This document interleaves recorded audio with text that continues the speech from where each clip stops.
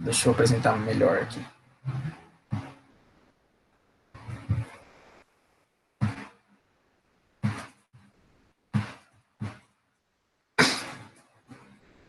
Vamos bem de leve, tá? Vocês vão ver que tem bastante texto nos slides, o que pode ajudar vocês a estudar também, mas eu não pretendo ficar, nossa, me demorando muito nos slides em cada tema. Eu trouxe são vários tópicos, várias temáticas dentro dos desequilíbrios ambientais e, enfim, vamos que vamos. Introdução, o que é um desequilíbrio ambiental, né? O que é poluição, o que é uma alteração ambiental. Essa poluição ela pode ser de natureza física, natureza química, natureza biológica. Então, por exemplo, uma radiação, ela vai ter uma natureza física, uma natureza química, né? É um tipo de poluição radioativa. Por outro lado, quando a gente joga lixo nos rios, não é uma poluição de natureza física e química, mas principalmente biológica, certo? Porque são compostos orgânicos que surgem a partir da degradação, seja da casca de banana ou de qualquer outro tipo de lixo que a gente joga. Além, claro, também que a gente tem coisas que não são diretamente relacionadas com seres vivos, como o próprio plástico ou qualquer outra coisa também. Então, o lixo de maneira geral tem essa característica bem ampla. E essa poluição, todas as que a gente vai acompanhar e conhecer aqui hoje, os tipos de poluição, eles vão interferir na biodiversidade, de maneira geral. Então, pode ser dificultando a vida em determinado local, diminuindo a quantidade de espécies, de riqueza, justamente por isso, né? Então, por exemplo, é claro que um rio totalmente limpo é muito melhor para se viver, para os peixes, para as algas, para a maior parte dos seres vivos que já vivem ali, do que um rio totalmente contaminado, totalmente poluído. O primeiro tópico é bastante famoso, que é a poluição do ar. A gente vai trabalhar alguns tipos de poluente do ar. A poluição do ar ela pode ser resultante de diferentes formas de combustão, seja em automóveis, em indústrias, em usinas, em queimadas, e podem ser liberados compostos que são de fato tóxicos para o ser humano. Então, se ele inala, não só para o ser humano, né, para os seres vivos em geral. Então, se a gente inala, a gente pode ficar muito doente, ficar mal, morrer, mas pode ser coisas em excesso. Então, a poluição passa muito por isso. Eu falei do lixo, por exemplo, esterco. Eu pergunto para você, esterco é um poluente? Depende. Para a gente falar de poluição, também a gente tem que conversar sobre a quantidade daquilo, né, a proporção daquilo. Se vocês têm planta em casa, se vocês têm algum jardinzinho, vocês sabem colocar um pouquinho de esterco para a planta, é ótimo. Só que se agora você despejar um caminhão de esterco no seu quintal ou no seu jardim, provavelmente não vai ser legal para a planta, nem para você, nem para os outros, seu cachorro, sei lá, o seu gato. A mesma coisa acontece na natureza. Matéria orgânica pode ser muito positivo na natureza, e é necessária, né? A gente viu ciclo do nitrogênio, do carbono, enfim, só que você despejar lixo indefinidamente na natureza não vai ser positivo. Então, a questão da quantidade é importante. A mesma coisa vai ser para o carbono, coisa que a gente vai começar a conversar já. Quando a gente pensa em poluição de carbono, eu sei que vem bastante efeito estufa, mas não é só isso que a gente tem. O monóxido de carbono, que é o CO, é diferente do CO2. O CO ele vai ter uma relevância no seguinte sentido. O monóxido de carbono ele não costuma ter cheiro, a gente não costuma perceber ele. Mas o que acontece? Não é que ele intensifica o efeito estufa, não é essa a grande relevância dele. O monóxido de carbono, quando a gente inala, sempre eu falo, a gente ser humano, né, a gente tem um olhar um pouco antropocêntrico, mas seres vivos de maneira geral também. Quando nós inalamos o monóxido de carbono, esse monóxido de carbono ele vai se ligar dentro das nossas hemácias com a hemoglobina. A hemoglobina é aquela proteína responsável por carregar o oxigênio. E a gente precisa de oxigênio, a gente sabe por quê? Para respirar, respiração celular. É da forma que a gente produz ATP, energia para a gente viver. E aí, o monóxido de carbono se liga com a hemoglobina. Ou seja, se o monóxido de carbono se ligou com a hemoglobina, e a hemoglobina está ligada com o monóxido de carbono, logo não tem lugar para o oxigênio se ligar. E pior, essa ligação do monóxido de carbono com a hemoglobina é muito mais forte, é muito mais estável, quimicamente falando, do que a ligação do oxigênio com a hemoglobina. Ou seja, Na hora que esse CO se ligar na hemoglobina, ele não solta mais. Então, é uma hemácia que já era, e não vai ter mais utilidade. Em uma hemácia, ok. Em 10 hemácias, sem problema. Em 100 hemácias, começando a ter um problema aí. Mas em 1000, em 10 mil, em 100 mil hemácias, enfim, em grandes proporções das nossas hemácias, nossos glóbulos vermelhos, isso vai se tornando um problema enorme. E percebam que esse problema do monóxido de carbono não é algo tipo assim, nossa, a gente tem que resolver, porque com o tempo pode fazer mal. Não, é um problema assim, eu tenho um aquecedor em casa, ou no apartamento que eu vivo, e esse aquecedor, ele tá com um problema e ele libera monóxido de carbono. O problema é o seguinte, eu vou morrer porque eu vou dormir e vou acordar, não vou acordar, né, eu vou morrer enquanto eu durmo, porque eu fui intoxicado por monóxido de carbono. Inclusive, eu não lembro se foi no Chile, uma família brasileira morreu, salvo engano, no ano passado, foi uma notícia que ficou bastante famosa, porque eles foram viajar e eles estavam num apartamento, o aquecedor estava com um problema, ou ar-condicionado, não lembro, e aconteceu isso, a família inteira morreu por intoxicação de monóxido de carbono, olha que coisa horrível. Mas acontece. Aí a gente vai para outros problemas que são em outro sentido, naquele sentido mais a longo prazo, que as coisas já estão acontecendo, que a gente pode mudar, que vai ficar pior ou não vai, se a gente mudar atitudes, enfim. Nós, que eu falo, né, nós, às vezes, enquanto indivíduos, temos poder, mas também é uma questão política, né, tipo, acordos internacionais, enfim, políticas públicas. E a questão do óxido de enxofre ou de óxido de nitrogênio. Então, o que vai acontecer? A gente tem moléculas, como o SO2 e o NO2. Essas moléculas, quando em abundância, são gases, ok, estão na atmosfera, e essas moléculas, elas podem vir a ocasionar, elas podem entrar em contato com o vapor de água, né, que se encontra também na atmosfera, e essa reação, resumindo, simplificando a coisa, esse encontro pode causar o fenômeno que a gente chama de chuvas ácidas.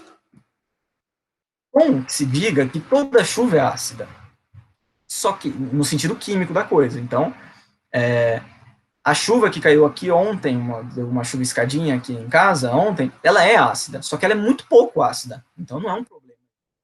Toda chuva ácida, quando a gente pensa no fenômeno, no desequilíbrio ambiental, é uma chuva muito ácida. Tem ácido sulfúrico, que tem ácido nítrico nela, a partir daquele encontro, né, de óxido de enxofre, óxido de nitrogênio com o vapor da água, tudo isso se mistura e gera reagem, né, e geram novas moléculas.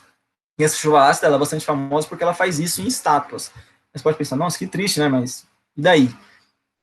Isso pode cair na gente também, isso pode ser um problema, né, destruir monumentos, ainda que seja uma perda irreparável, historicamente falando, né, do patrimônio cultural, não é tão grave. O problema é quando cai na gente, quando cai em seres vivos, de modo geral, não só seres humanos.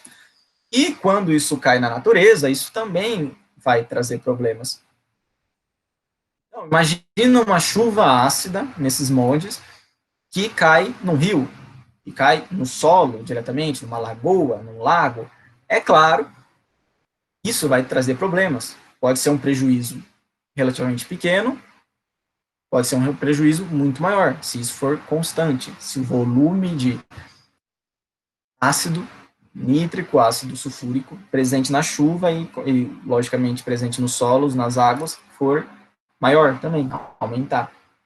Então, são questões. E coisas que a gente consegue associar com os ciclos biogeoquímicos que a gente viu na última aula. O ciclo da água, quando a gente pensa em chuva, o ciclo do carbono, quando a gente pensa em monóxido de carbono, é claro, o ciclo do nitrogênio, a gente está falando de compostos nitrogenados. É claro que essas coisas não se relacionam claramente, então eu não falei, né, e claro que vocês não vão lembrar de algo, eu falando nesse momento aqui do ciclo do nitrogênio, a gente tem a chuva ácida, não, mas é claro que a gente consegue relacionar essas coisas com o ciclo do nitrogênio, por exemplo, se eu estou tendo um excesso de compostos nitrogenados aqui, que estão causando uma chuva ácida, pela presença de ácido sulfúrico, ácido nítrico, É claro que isso vai impactar no equilíbrio do ciclo do nitrogênio naturalmente como ele é, né? Originalmente como ele é. Mas não para por aí. Aí a gente chega no famosíssimo gás carbônico, que aí vocês automaticamente já imaginam, né, como a foto traz aqui, fumaça, fábricas soltando bastante fumaça, e a questão do efeito estufa. Tem que ficar uma coisa muito clara para vocês, quando vocês pensam em biologia, sociedade, em poluição, o efeito estufa, ele não é necessariamente uma coisa ruim, ok? O efeito estufa é algo necessário para a vida da forma que a gente conhece. Se não fosse o efeito estufa, nós não estaríamos aqui tendo essa aulinha. Tenho certeza disso. Por quê? O efeito estufa nada mais é do que um fenômeno que faz com que a Terra, o planeta Terra, a atmosfera terrestre, funcione como uma estufa. E o que é uma estufa? Não sei se vocês já foram em uma, já entraram em uma, mas a estufa é um local onde a gente planta, normalmente, e é um local que é de plástico ou de vidro, e fica bastante quente lá dentro. Tem bastante, fica bastante quentinho e tem bastante carbono, né? As coisas se relacionam.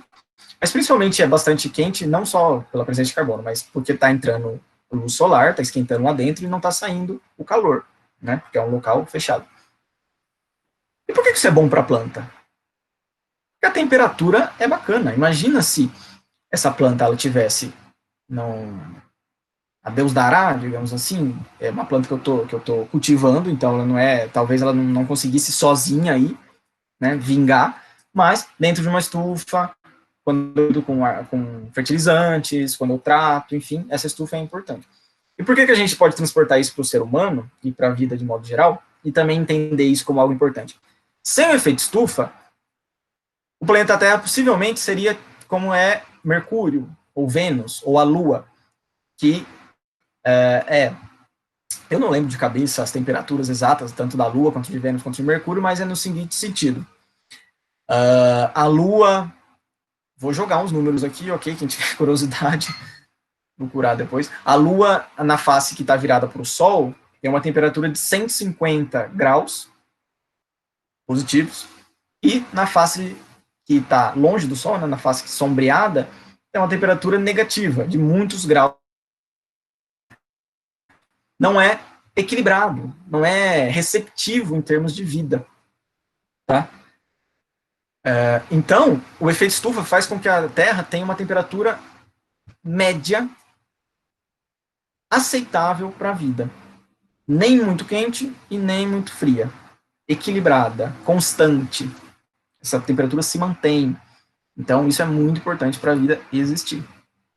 Ok? Então, apesar do efeito estufa ser bom, você fala, então não tem problema, né? Vamos tacar carbono aí na atmosfera que não tem problema. Não.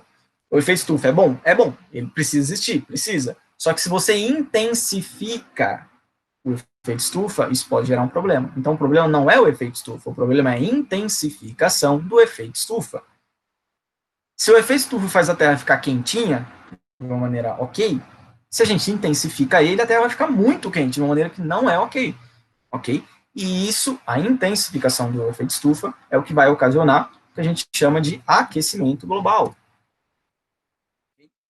A gente tem uma imagem que resume, né, tudo isso que eu acabei de falar. Então, o calor chega e ele é refletido pela Terra, naturalmente. Só que o calor, ele é retido. E as coisas que retêm o calor, a gente pode pensar em vapor da água, a gente pode pensar em gás metano, mas o gás carbônico é fundamental para isso. O gás carbônico é um gás que ele vai ser muito importante nessa retenção do calor, ou seja, o calor vem do Sol, né, a luz vem do Sol, esquenta, bate, só que volta, e o gás carbônico retém.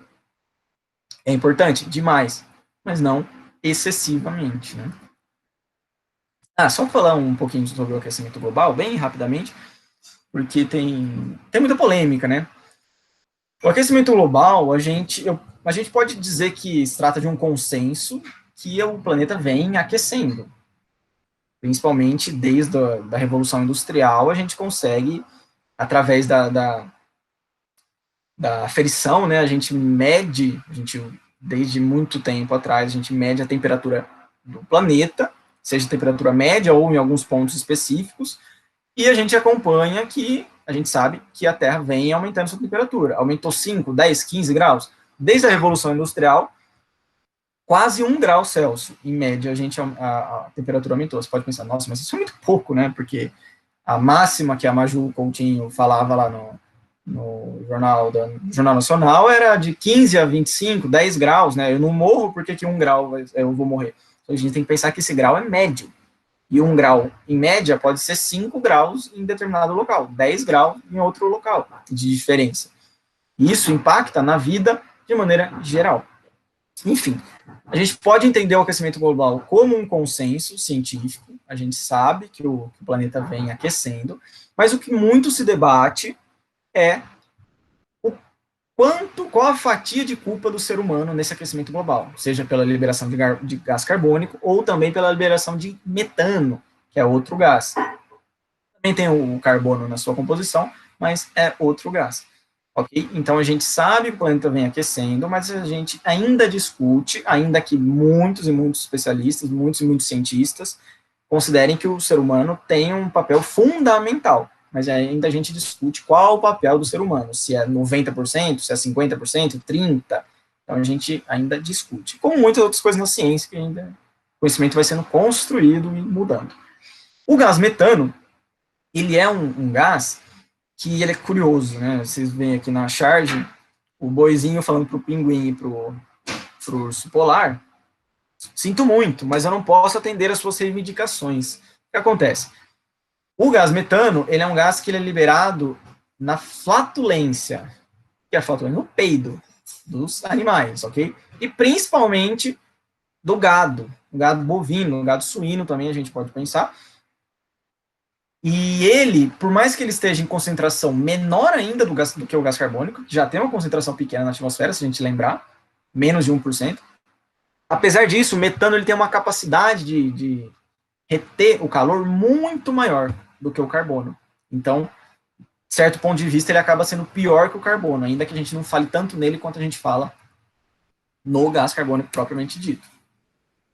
Ok? Deixa eu dar uma parada aqui, que eu falei bastante.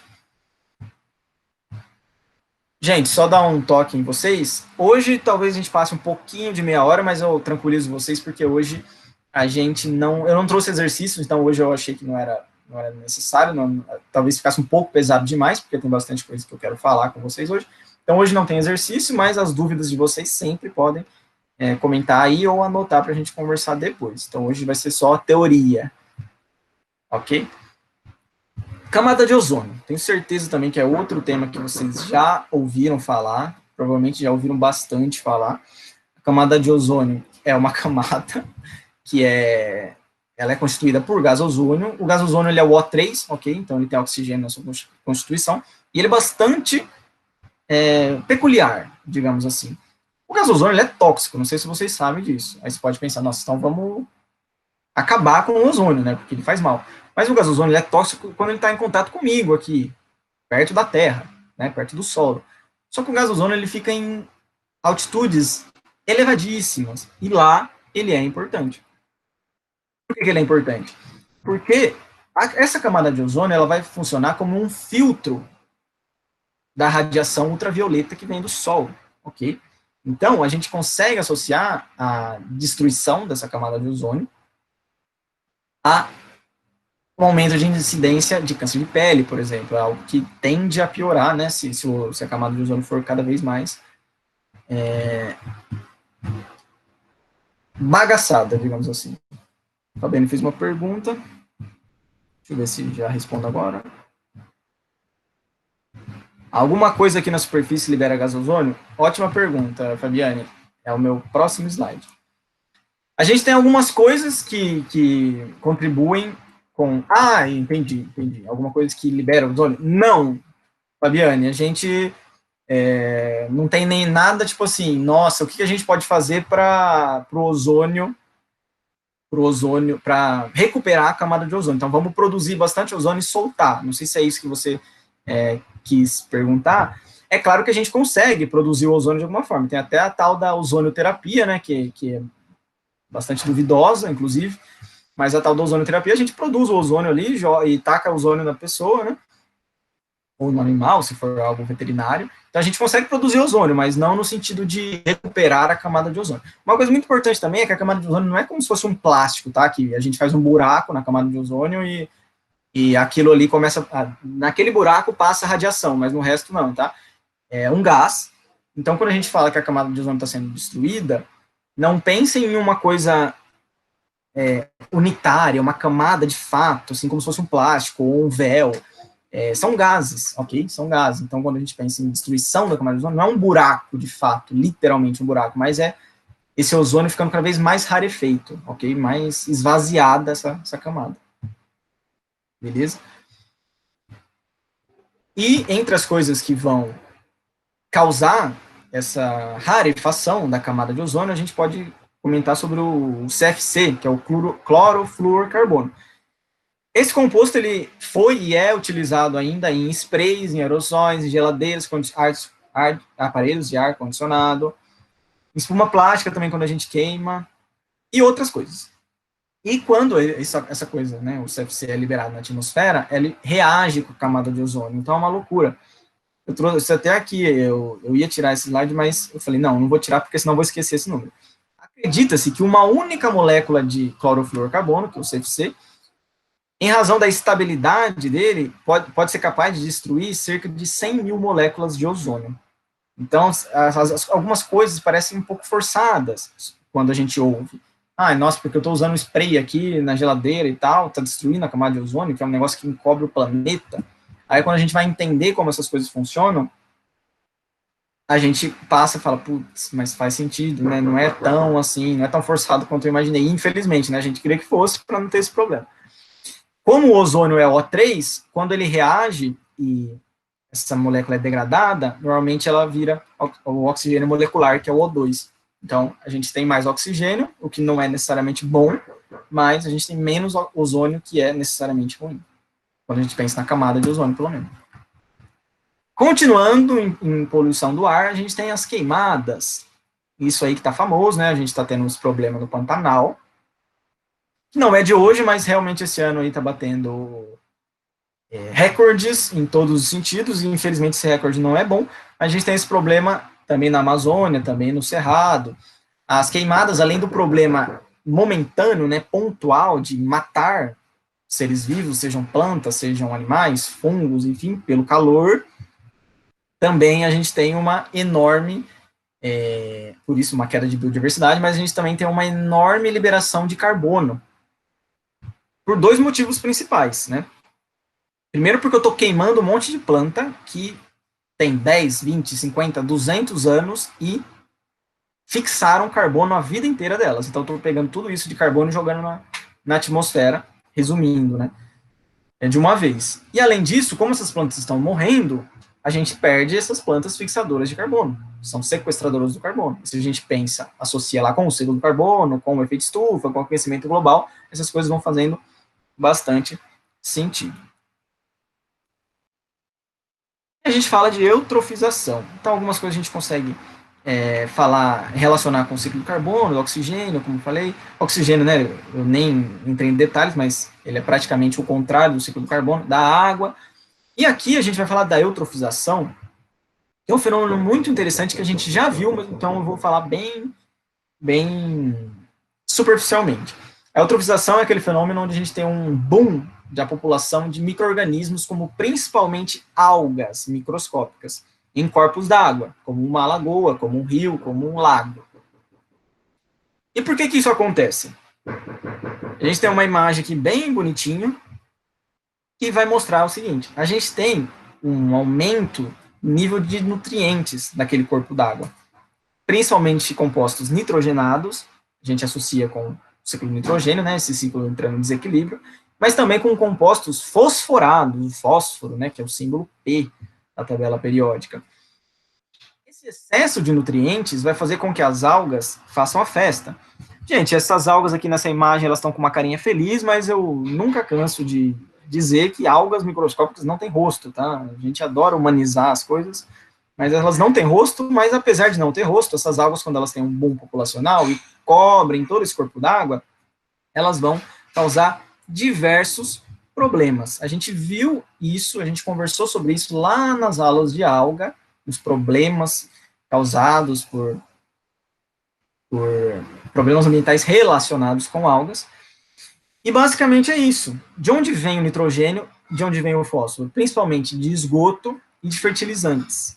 Ok? Então, eles são despejados propositalmente ou não. Ou a gente fertiliza o solo e a chuva varre tudo isso e leva para as lagoas, leva para os rios. Qual problema final isso vai causar? Essa multiplicação excessiva, além de diminuir a quantidade de oxigênio, porque as algas também usam oxigênio, a gente também vai ter como a foto mostra, né? Esse corpo d'água vai ficando escuro por dentro. Então, os seres fotossintetizantes lá do fundo não conseguem mais fazer fotossíntese. Como não tem oxigênio, os peixes não conseguem respirar. Os outros seres aquáticos, se a gente pensar em outros invertebrados, como crustáceos, enfim, eles não vão conseguir respirar também embaixo da água. Então, é um desequilíbrio gritante nesse ecossistema. A eutrofização, às vezes, pode ser revertida, né, se foi leve, mas, às vezes, a eutrofização acaba com o ecossistema. Então, uma lagoa ali foi eutrofizada e nunca mais volta. A gente tem isso em algumas cidades, a lagoa do Rio de Janeiro, que é Rodrigo de Freitas, salvo engano, acho que é esse o nome. Ela estava eutrofizada, mas tem projetos, eu não sei como que está ainda, a quantas anda esse projeto de revitalização, mas é possível, em alguns casos, reverter. E aí a gente falou de poluição do ar, que realmente a maior parte da poluição, quando a gente conversa, é em relação à atmosfera, em relação ao ar, mas a gente também tem outros aspectos. Poluição da água e do solo, a gente vai conversar agora. Petróleo. A gente teve esse problema aqui no Brasil também, um óleo que até hoje a gente não tem certeza de onde veio, né? Muito se especulou que era da Venezuela, que era de não sei aonde, que era de outro cargueiro, lá, mas a gente não tem certeza até hoje. Pelo menos até onde eu sei, né? Se alguém aí viu alguma notícia e pode até me falar em relação especificamente desse óleo que apareceu na nossa costa, lá no Nordeste. Quando isso acontece, seja nas costas, como aconteceu aqui com a gente recentemente, ou no mar aberto, isso é muito prejudicial, por motivos também claros. Essa camada de petróleo, de óleo, né, vai tampar a água, não vai permitir com que a luz se propague na água, que entre, então os seres fotossintetizantes morrem, seja fitoplâncton, né, microscópico, ou se a gente pensar em algas maiores, isso já vai causar um desequilíbrio enorme no ecossistema. Mas também um problema direto em relação a animais, a gente pode pensar também. Tartaruga, ave, golfinho, baleia, tubarão, tudo que vocês imaginarem, se tem contato com esse petróleo, ficam encharcados e normalmente tem a óbito, né? Morrem por causa disso. Então, se a gente pensar nessa tartaruga que teve contato com o petróleo, ela ficou encharcada de petróleo, não é fácil tirar petróleo, né? Não é fácil tirar óleo do corpo. E esses animais muitas vezes morrem, seja intoxicados de fato, ou porque, se a gente pensar em aves marinhas, as aves marinhas, elas ficam cheias de óleo, elas não conseguem mais voar, elas morrem ali, não tem o que fazer. A coisa acontece, né? Claro que sempre dá para reverter ou evitar. Isso a questão do petróleo tem mais relevância no mar, só que quando a gente vai para as águas continentais, a gente fala bastante de metais pesados. Aí a gente vai lembrar principalmente do mercúrio, que é muito utilizado em indústrias químicas, fungicidas, pesticidas,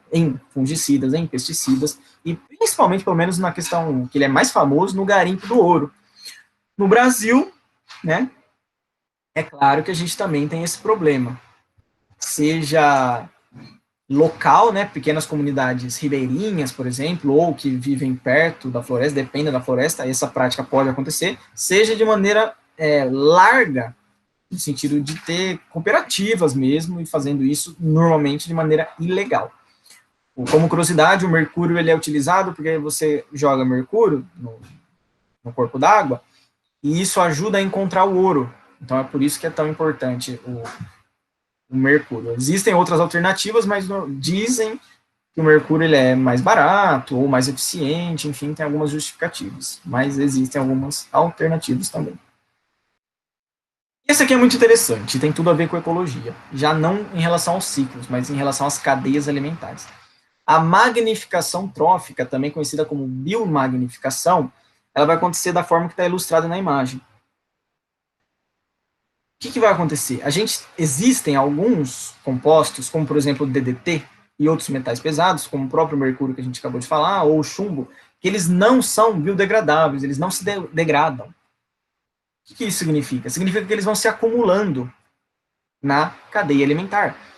Então significa que tem mercúrio no ambiente, a alga ou a planta que está ali perto vai absorver esse mercúrio, vai para dentro dela. Pode fazer mal, mas não necessariamente ela vai morrer, porque tem uma quantidade baixa.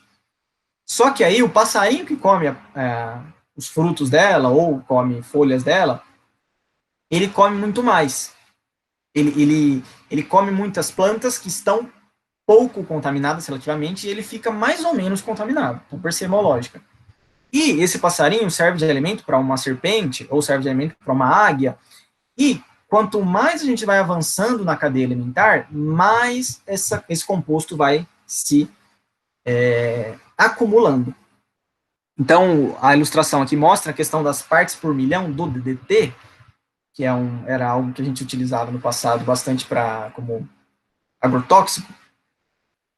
A gente tem o fitoplâncton, que se contamina, aí o zooplâncton se alimenta e também é mais contaminado ainda, porque está abarcando todo a contaminação que já está no fitoplâncton. Aí a gente vai para a cadeia alimentar, nível trófico superior, que seriam os peixes, aí essa quantidade aumenta, porque eles se alimentam do zooplâncton, vão acumulando isso, aí as águias se alimentam dos peixes, vai acumulando, então a quantidade, as partes por milhão desses compostos vão aumentando, conforme a gente sobe na cadeia trófica.